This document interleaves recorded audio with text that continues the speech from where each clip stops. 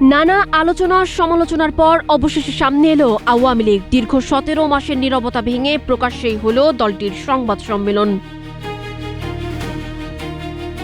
২০২৪ সালের ৫ আগস্ট ছাত্র জনতার গণবিক্ষোভের মুখে পদত্যাগ করে ভারতে আশ্রয় নেন ক্ষমতাচ্যুত তৎকালীন প্রধানমন্ত্রী শেখ হাসিনা। এরপর দলের পক্ষ থেকে সরাসরি কোনো মন্তব্য আসেনি, এমনকি তিনি বেঁচে আছেন কিনা তা নিয়েও ছিল ধোঁয়াশা। তবে শনিবার সেই সব কুয়াশার চাদর কিছুটা ভেদ করে সামনে আসে দলটির নেতাকর্মীরা।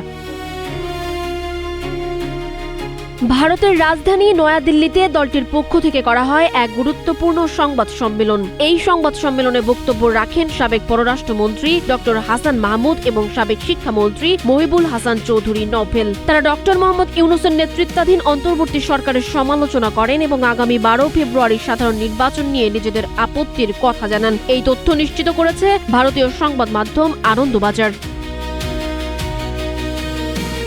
আওয়ামী লীগ নেতারা অভিযোগ করেন, অন্তর্বর্তী সরকার দেশে সুষ্ঠু নির্বাচনের পরিবেশ বজায় রাখতে ব্যর্থ হয়েছে। হাসান মাহমুদের দাবি, আওয়ামী লীগের জনপ্রিয়তাকে ভয় পেয়ে দলটিকে নিষিদ্ধ করা হয়েছে এবং নির্বাচনে অংশ নিতে দেওয়া হচ্ছে না। তিনি আরও অভিযোগ করেন, ইউনূস সরকারের অধীনে দেশের সংখ্যালঘুরা চরম নিরাপত্তাহীনতায় ভুগছেন।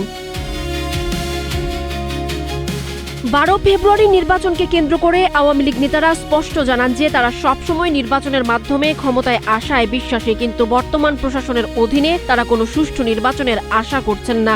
সংবাদ সম্মেলনে দাবি করা হয়, আওয়ামী লীগ কর্মীদের হত্যার অভিযোগে অভিযুক্তদের উল্টো ক্ষতিপূরণ দেয়া হচ্ছে, যা অনভিপ্রেত। শেখ হাসিনা দিল্লিতে অবস্থান করার পর থেকে এটিই ছিল দলের পক্ষ থেকে বিদেশের মাটিতে সবচেয়ে বড় রাজনৈতিক পদক্ষেপ। দলটির মতে বর্তমান অস্থিতিশীল পরিস্থিতির কারণে তারা নির্বাচনে লড়ার সমান সুযোগ থেকে বঞ্চিত হচ্ছে।